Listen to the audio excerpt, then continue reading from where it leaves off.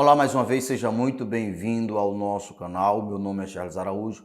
Neste momento, nós iremos falar sobre algo que é de total interesse para você. Nós iremos estar, através da história do povo de Deus, de quando o povo estava no Egito, sofrendo debaixo do jugo de Faraó, mas pode ter certeza, essa história também é a nossa história, é a sua história, é a minha história, claro que essa história aconteceu de fato, porém essa história também, ela hoje está atualizada em nossos dias, porque aqui Deus usou como figura. Para que você possa entender a questão, o povo passou 430 anos sofrendo debaixo do jugo de Faraó. Aquele povo era nada mais, nada menos do que o povo que tinha herdado a promessa que Deus anteriormente tinha dirigido a Abraão. Deus prometeu para aquele povo fazer aquele povo um povo poderoso, um povo forte, e Deus disse para Abraão: Abraão, quem lutar contra ti, lutará também contra mim. Os teus inimigos são meus inimigos. Quem te amaldiçoar, eu amaldiçoarei. Quem te abençoar, eu te abençoarei. Então nós sabemos que é impossível uma pessoa lutar contra Deus e vencer. Na época de Abraão, Deus fez aliança com Abraão para que nós possamos entender a importância. Naquela época se fazia alianças entre reis e reis para tornar eles mais fortes. Tanto é que quando Abraão, após receber essa promessa e ter consumado a aliança dele com Deus, Abraão entrou em guerra com 5 reis contra 4 reis. Então perceba que ambos as partes dos reis estavam aliançados uns com os outros. Então Abraão lutou contra os 5 reis que tinham vencido os 4, e Abraão com 380 pessoas que não eram homens preparados, venceu. Então, Abraão, foi a primeira vez que Abraão devolveu o dízimo ao Senhor, uma forma de Abraão dizer assim: Deus, eu reconheço que essa vitória foi proveniente de ti. Não foi a minha força, não foi a nossa força, foi a tua força. Então, ali estava mostrando o resultado da aliança que Abraão tinha feito com Deus e Deus, obviamente, com Abraão. Então, aquele povo que estava debaixo do jugo de Faraó era o mesmo povo herdeiro da promessa. Agora, por que isso foi possível? Porque o povo quebrou a aliança. E por que o povo quebrou a aliança? Pouco a pouco foram esquecendo as experiências com o Deus Todo-Poderoso, foi ficando mais e mais adormecido. Tanto eles chegaram a um ponto, a certeza que eles tinham era que o Todo-Poderoso era Faraó. Era Faraó que decidia quem ia vencer e quem ia perder, quem iria viver e quem iria morrer. Na mesma proporção que Faraó tinha essa certeza que podia fazer o que quisesse, principalmente com os descendentes de Abraão, no caso o povo de Deus, a mesma certeza o povo de Deus também sabia que se Faraó tentasse contra eles fazer qualquer coisa que Faraó quisesse, conseguiria.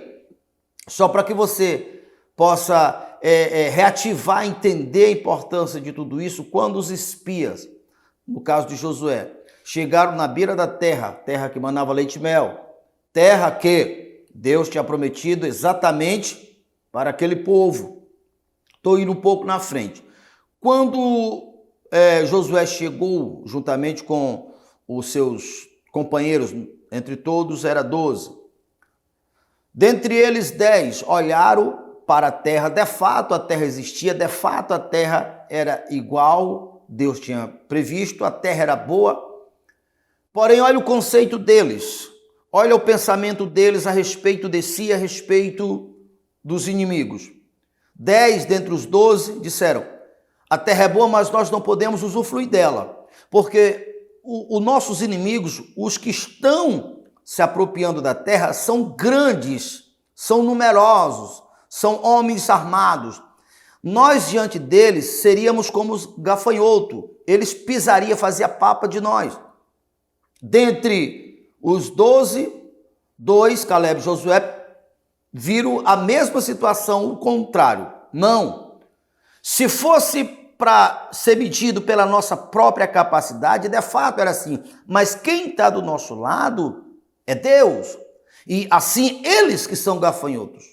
Nós é que somos gigantes diante dele, porque não se mede pela nossa fé. Ou seja, pela nossa força, se mede pela nossa fé. Então perceba que a mesma situação que 10 viram, 2 viram diferente. Então aqui Deus está apontando, demarcando a condição para que nós possamos manter a aliança ativada pela confiança em Deus. Voltando para o Egito, a realidade estava inversa. Tanto o faraó como o seu povo tinham o povo de Deus como o povo escravo, porque de fato era isso que estava acontecendo.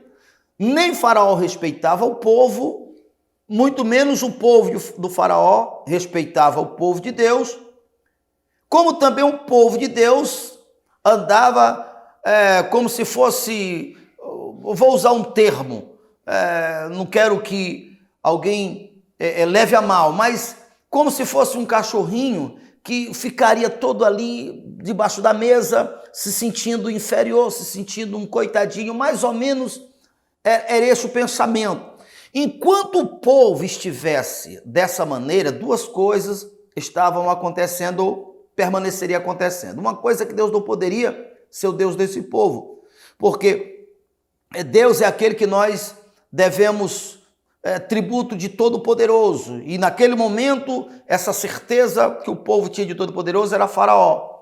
E segundo, enquanto o povo estivesse com aquele espírito fraco, aquele povo não poderia fazer a parceria e reativar a aliança e que iria eternizar. Então, para que pudesse acontecer algo diferente, aquele povo teria que mudar o espírito, mudar o seu comportamento, mudar a sua identidade. E para que isso pudesse acontecer, obviamente, deveria acontecer coisas extraordinárias, que é o que nós estaremos mergulhando na palavra, que você vai ver que foi o que aconteceu. Só para que você possa entender a importância de tudo isto, em Salmo 82, olha o próprio Deus dizendo assim: vós sois deuses. Vamos parar a refletir sobre essa palavra. O que é que Deus está dizendo? Vós sois deuses, vocês são igual a mim. Vocês podem todas as coisas, inclusive o Espírito Santo, usando Paulo no Novo Testamento, usou essa expressão. Eu posso todas as coisas dele que me fortalece.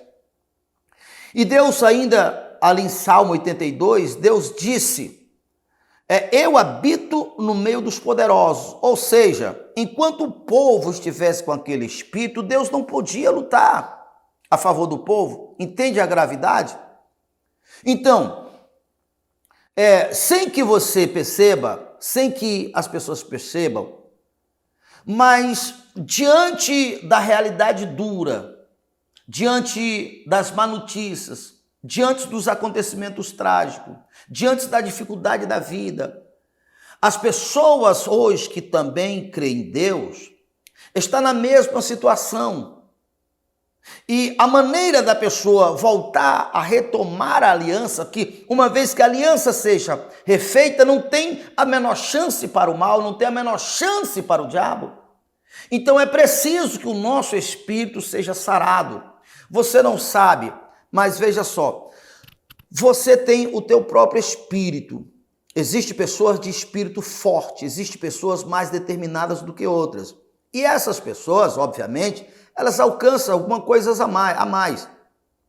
Mas no que se trata de lutar contra o diabo, lutar contra os espíritos enganadores, causadores de enfermidades, causadores de fechar portas, de tirar oportunidade, de colocar opressão, depressão, a motivação apenas não é o suficiente. Tanto é que quando o povo saiu do Egito, que chegou na beira do mar, eu duvido se o povo conseguiria atravessar o mar, só para que você possa entender. Porém, além, independente de uma pessoa ser uma pessoa motivada ou não, existe o espírito, a essência de Deus que está nela. E quando essa pessoa ela tem dúvida, ela tem medo, ela tem insegurança, ela se sente culpada, ela se sente inferior, ela se sente insegura, corresponde que essa pessoa está sendo invadida. Então, isso passa a fazer parte da sua própria natureza. Essa pessoa não tem a menor chance de lutar contra as forças infernais da maldade. Por isso, para que ela possa retornar, ela tem que ter experiência prática com Deus. E geralmente através de uma pessoa, voltando para Israel, de uma pessoa, de um grupo de pessoas, voltando para a realidade de Israel, para que você possa entender. 430 anos, poderia passar 1000 anos, 2000 anos. Enquanto o povo estivesse aceitando aquela realidade, de um lado o faraó todo-poderoso, era ele que era o grande, era ele que definia e decidia, e o povo só aceitando. Eu duvido se alguém, ou seja, pelo menos aquele povo não tinha a menor condição de se levantar. Individualmente, alguém poderia, que foi o caso de Moisés, descobrir pela palavra e fazer alguma coisa. Então, entendendo isto, o assunto que nós estamos tratando é a travessia da vitória. O povo, para sair daquela realidade, para chegar no território de Deus, aquele povo teria que atravessar o mar, que é atravessar essa fase. Nós precisamos atravessar e vencer todas as nossas inseguranças e desmanchar ou desfazer essa realidade dura e cruel que muitas pessoas estão passando. Quero te dizer que é possível. Na medida que o teu espírito é forjado, é restaurado, a dúvida é tirada, o medo é tirado, a insegurança é tirada, você se assume em Deus. Aí, Salmo 82, o próprio Deus disse: vós sois deuses e eu habito no meio dos poderosos. Ou seja, Deus não pode habitar junto com uma pessoa fraca. Não confunda, quando Deus disse o poder de Deus se aperfeiçoa na fraqueza, ele está dizendo, qualquer homem, por mais fraco que seja, que não tenha oportunidade, que nunca teve oportunidade, mas se ele crê em mim, independe da fraqueza dele, porque o meu poder se encaixa lá. Mas nem de longe, como algumas pessoas têm pensado, que quanto mais fraca é, mais Deus gosta. Quanto mais fraca é, mais é sinônimo que tem fé. Isso é um engano, isso é uma cantada daquelas mais terrível possível. Diga ao fraco, eu sou forte. Então, para que nós possamos andar com Deus, nós precisamos estar fortalecido. E o ambiente de vitória, o ambiente de manifestação milagrosa do poder de Deus, constrói um indivíduo, um ser humano e um grupo forte, que esse é o plano de Deus. Para que nós possamos entrar na palavra, você já entendeu que este era o propósito de Deus, desconstruir aquele espírito fraco, aquele espírito de perdedor, aquele espírito, de escravo, e reativar a aliança que Deus tinha para com eles, feito da pessoa de Abraão, e ao mesmo tempo tirar de Faraó o orgulho de achar que ele era o Todo-Poderoso. Entende isto? Para começar, vamos começar em Êxodo capítulo 2, a partir do verso 23. Olha o que está escrito. Decorrido muitos dias, morreu o rei do Egito, e os filhos de Israel gemiam sobre a servidão, e por causa dela, no caso da servidão, clamaram, e o seu clamor subiu até Deus, e ouvindo Deus o seu gemido, lembrou-se da sua aliança com Abraão, com Isaac e com Jacó. Vamos entender, primeiramente, que não significa que Deus passou esse período todo esquecido. Não, Deus não esquece. A própria palavra fala que é mais fácil a mãe esquecer de um filho do que Deus esquecer do seu povo. A questão é que aqui está reativando para mostrar, já que, no caso, Moisés tinha tentado salvar, libertar o seu povo na sua própria capacidade, e para que a história começasse a entrar em sintonia, por isso, associando o ministério de Moisés, a oportunidade de Moisés, o clamor do povo, para que Deus possa, para que você possa entender que tem que começar. Todo o propósito de Deus para com Moisés é porque dentre o povo foi aquele que manifestou interesse, coragem, fé, ousadia de partir para o problema, de enfrentar o problema, mesmo sendo um problema muito grande, mesmo ele querendo a sua própria motivação, ainda não seria o suficiente. Você vê que ele também estava todo saturado com medo, a própria palavra vai confirmar depois. Então, entendendo essa parte, aqui o capítulo 3, apacentava Moisés o rebanho de Jetro, seu sogro, o sacerdote de Midian, e levantando o rebanho para o lado do ocidente do deserto, chegou ao monte de Deus, ao monte Herobe. E apareceu-lhe o anjo do Senhor numa chama de fogo, no meio de uma sarça, para que nós possamos pontuar. Esse é o propósito, nós vamos estudar bastante, é um estudo completo. Quero convidar você que quer de fato mudar a tua vida, acompanhe passo a passo. Então, Deus estava ali se revelando para Moisés como fogo. Por quê? Porque o que precisava, a manifestação de Deus, o lado de Deus, o Deus guerreiro, o Deus destruidor. Ele não podia se apresentar como uma ovelha, ele não podia se apresentar como uma água, naquele momento não, porque está se tratando de guerra. Então ele se apresentou para Moisés como um fogo. E ao mesmo tempo para chamar a atenção de Moisés para que pudesse ali começar, dar o primeiro passo, o diálogo entre Deus e Moisés. Então Deus se apresentou em uma chama de fogo e no meio de uma sarça Moisés olhou e eis que uma sarça ardia no fogo e a sarça não se consumia. É uma forma também de Moisés entender que Deus, ele mesmo sendo fogo, ele não destrói os amigos, ele não destrói os seus instrumentos. A sarça estava sendo um instrumento, daqui a pouco era Moisés. E hoje é quem quer que seja, quem quer que aceite e creia em Deus. Então disse consigo mesmo, irei para lá e verei essa grande maravilha. Por que razão a sarça não se queima? Vendo o Senhor que ele se voltava para ver Deus no meio da sarça, chamou e disse, Moisés, Moisés. Ele respondeu, eis-me aqui. É muito importante esse eis-me aqui. Quantas vezes Deus chama uma pessoa para dar a virada na sua própria vida, até para, digamos assim, liderar um grupo, porque sempre tem que ter o primeiro, e a pessoa não reconhece a voz de Deus. Por isso que eis-me aqui, é importante que nós reconheçamos a voz de Deus. Disse ainda o Senhor, certamente vi a aflição do meu povo, que está no Egito, e ouvi o seu clamor por causa dos seus opressores. Conheço-lhe e sei o seu sofrimento, por isso desci e vim livrar das mãos dos egípcios, para fazê-lo ir daquela terra a uma terra boa, a uma terra ampla, terra que mana leite e mel, lugar de casa dos cananeus e dos heteus, dos amoreus, fazendo... Vamos entender isso aqui. Olha para a palavra de Deus, veja ela como a sua terra. O Senhor Deus enviou o seu Filho amado para que você tivesse vida e vida com abundância. Porque Deus amou o mundo de tal maneira que deu o seu único Filho para todos que nele crê não pereçam.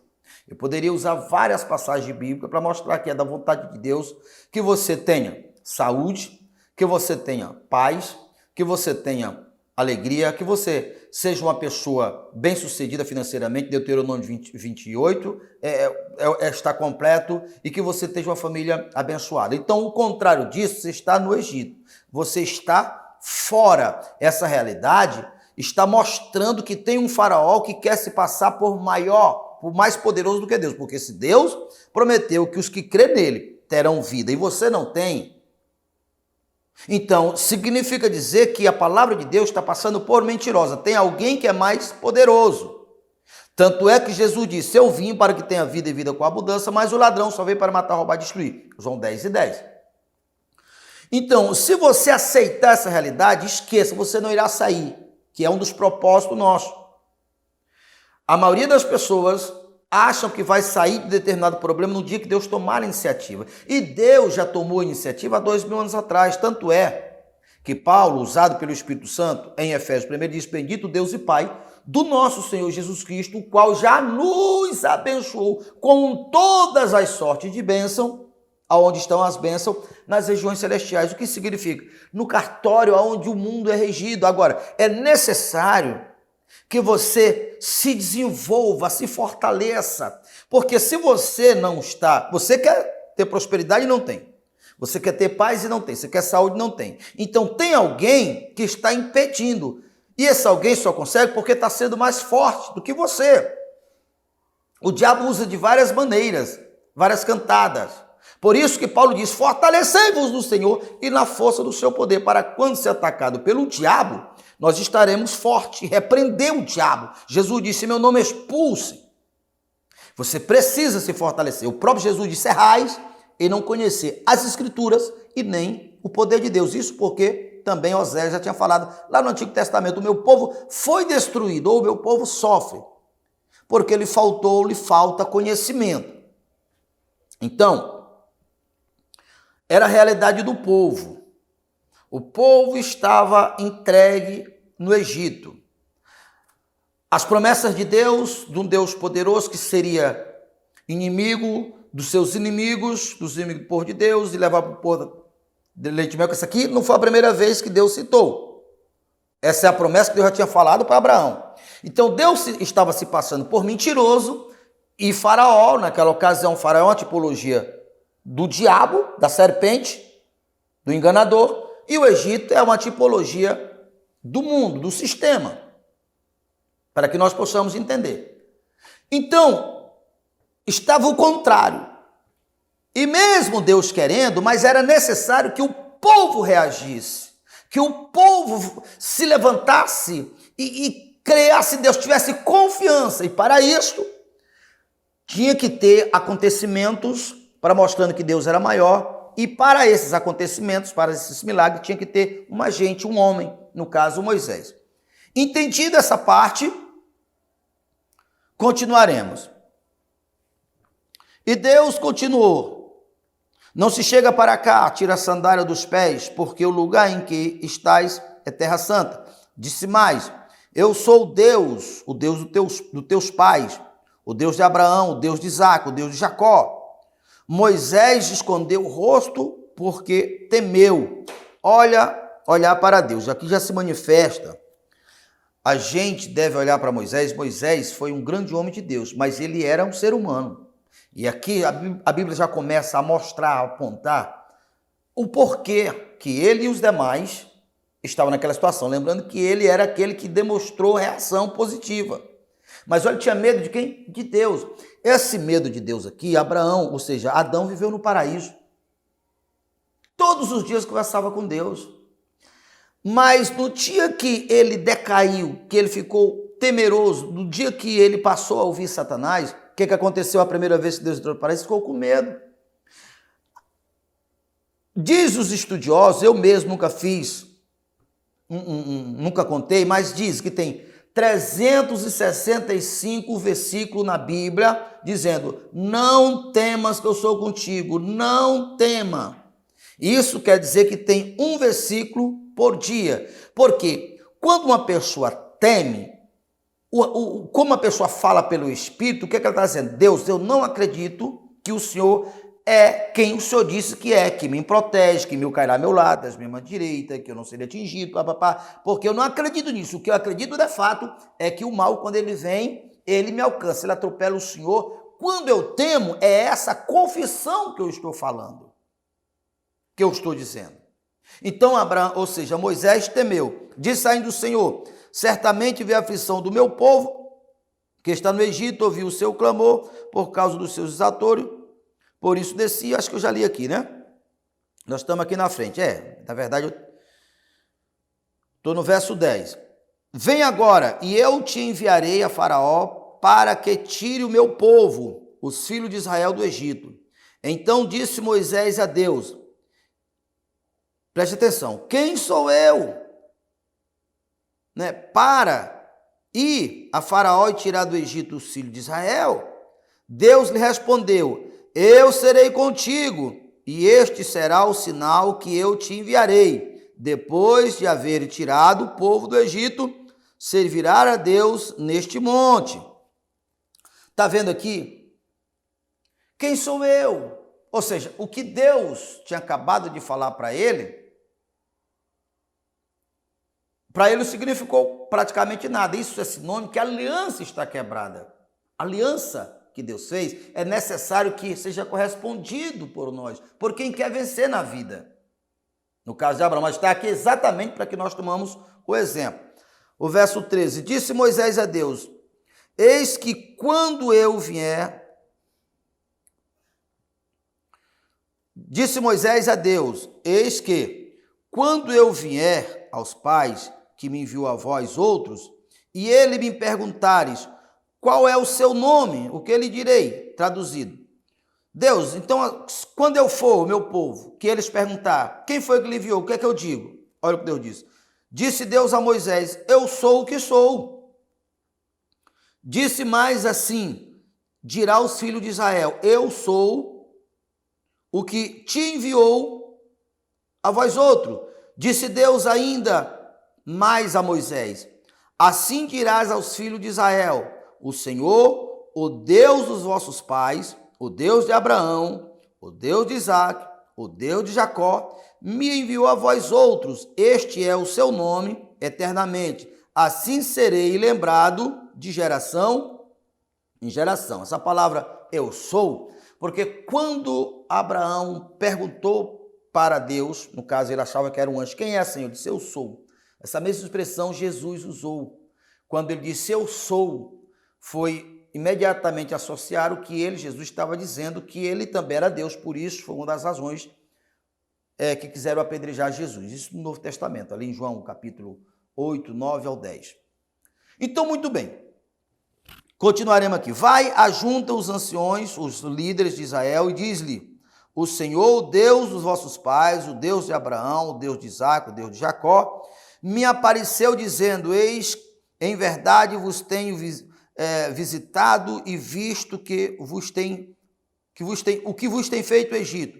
Portanto, disse eu: falo-ei subir, ou seja, sair da terra da aflição, da terra do Egito, para a terra dos cananeus, dos heteus, dos jamorreus, dos fariseus, dos heteus, dos jebuseus, para uma terra que mana leite e mel. Isso na prática, meu irmão, tudo aquilo que você precisa, se você crê em Deus, você não tem, porque tem alguém usufruindo do que é teu. Se você não reagir, você não vai ver essas bênçãos em tuas mãos. Tanto é que uma das coisas, já adiantando aqui na frente, nós iremos estudar, uma das coisas que Deus fez foi que os egípcios dessem para o povo de Deus, para os hebreus, ouro e prata, roupa e todas as coisas de valor.